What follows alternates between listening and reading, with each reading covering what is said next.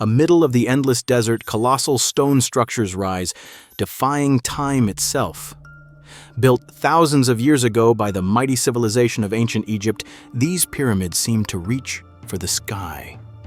But how were they truly constructed? The answer lies hidden in the depths of history, and even today many remain unconvinced by any single explanation.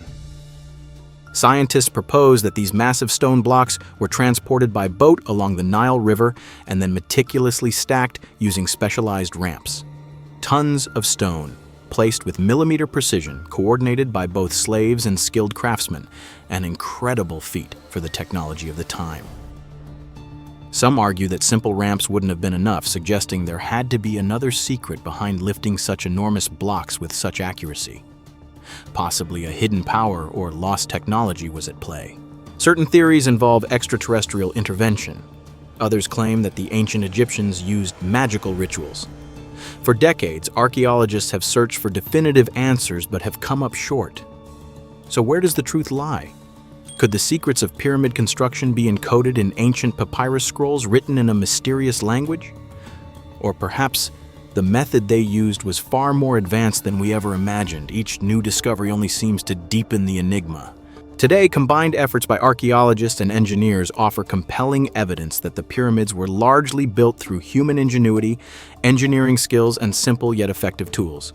With special ramps, sleds, pulleys, and carefully organized labor, these enormous stone blocks were stacked to create these magnificent structures.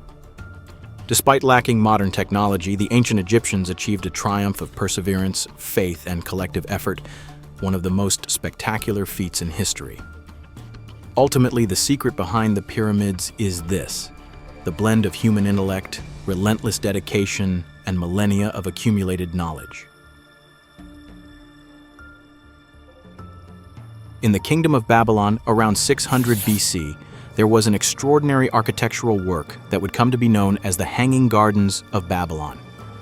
The motivation for its construction was King Nebuchadnezzar II's love for the Median princess Amytis.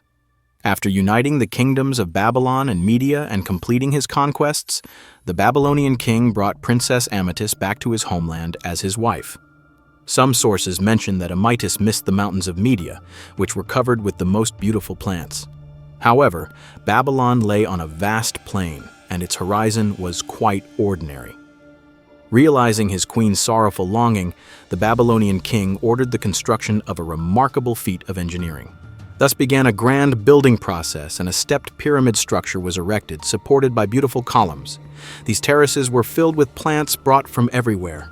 The garden abounded with fruit trees and flowers of every color. This structure amazed all who visited the capital of the Babylonian Empire. And Princess Amytis, gazing upon this wondrous garden built by her husband, could once again feel the land of her birth.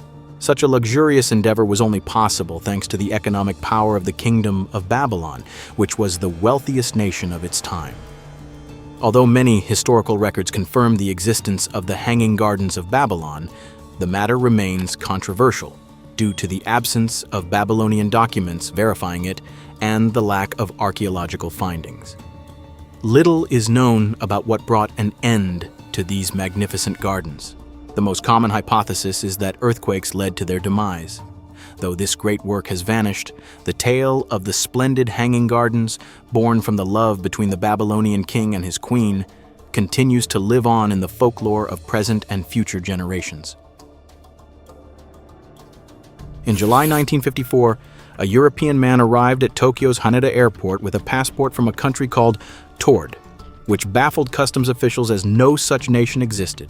His passport appeared authentic, complete with stamps from several countries, including Japan, and he even carried banknotes from his homeland. Confidently, he pointed to the border between France and Spain on a world map, claiming that Taured had existed for over 1,000 years. However, further investigation revealed that the company he claimed to work for, the one he was visiting, and the hotel where he was supposedly booked had no record of him. Frustrated, he was placed under guard in a hotel room while awaiting government representatives, but by evening, he and his belongings had vanished without a trace despite tight security. Some theorists believe he was an interdimensional traveler who inadvertently crossed into our reality. where his country did not exist, and later returned to his own universe, possibly viewing the entire incident as a strange dream. His disappearance remains unexplained, sparking debates about the possibility of alternate realities and the existence of parallel worlds.